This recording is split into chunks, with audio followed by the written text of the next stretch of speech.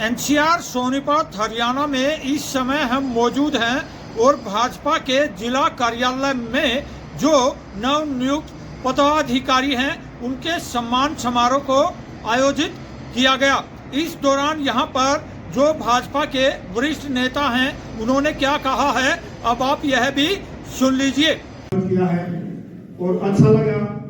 इस तरह की परंपरा हमारी भारतीय जनता पार्टी में है कि देख सामने वाला कार्यकर्ता जो सामने बैठा है, कल यहाँ मंच पर और मंच पर बैठने वाला कार्यकर्ता यहाँ बैठा हुआ है, भारतीय जनता पार्टी की खूबसूरती।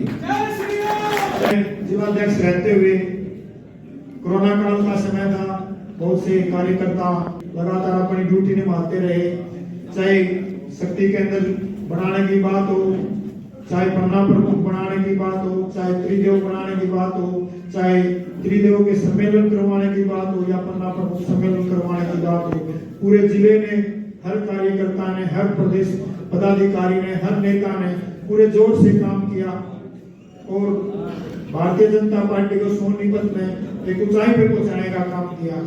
आदरणीय भाई बहनों, राजनीति में बड़े लंबे समय से मैं काम कर रहा हूं और मैंने कांग्रेस पार्टी में भी काम किया और जब आदरणीय मुख्यमंत्री जी भाई रमेश चंद्र कौशिक जी के चुनाव में मेरे को ज्वाइन कराने खरगोदा आए तो मैंने एक बात कही थी कि मुख्यमंत्री जी हम धन्य हो गए हैं भारतीय जनता पार्टी में आकर के, कांग्रेस में रहते तो पापी कहलाते। भारतीय जनता पार्टी एक ऐसा परिवार है, एक जो हमारे बुजुर्गों की एक परिपाटी होती थी, एक दूसरे की सलाह लेकर के चलना, एक दूसरे का आदर करना। और भारतीय जनता पार्टी एक ऐसी पार्टी है कि आपके सामने उदाहरण है कि भजन लाल राजस्थान के मुख्यमंत्री बनाए गए, ऐसी पार्टी कि भारतीय जनता पार्टी की एक कितने खूबसूरत परिपाटी है जो हम देख रहे थे कि हम एक दूसरे को, कोई बन रहा है, कोई अपने पद से जा रहा है, आज कोई नीचे हम कुर्सियों पे है, कभी ऊपर आ रहा है।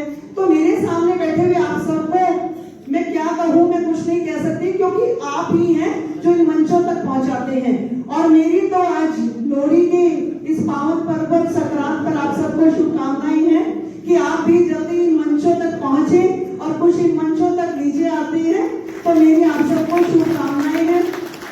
और कहते हैं कि खूबियां और खामियां हर व्यक्ति में होती हैं, जो तलाशता है उसको तो कमियां दिखती हैं और जो तलाशता है उसको जो है खूबियां दिखती हैं। तो हम सब जो है कमियां ना देखें, तलाश ना करें, हम खूबियां देखें, एक दूसरे को तराशें, आगे बढ़े।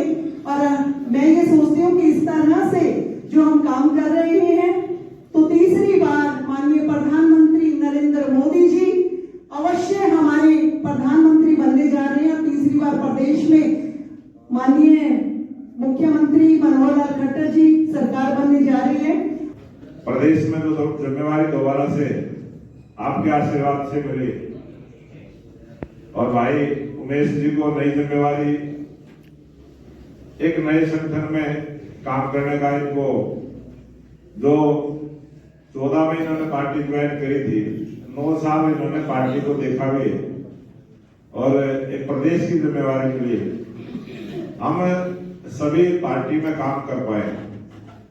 पार्टी की नीतियों पर चलते हुए जनता के बीच में जो पार्टी की भावना है, उसमें जो विचार रखने का काम है, वो सब आप कार्यकर्ता करते हैं और जो कार्यकर्ता करते हैं उसी से पार्टी का वातावरण बनता है।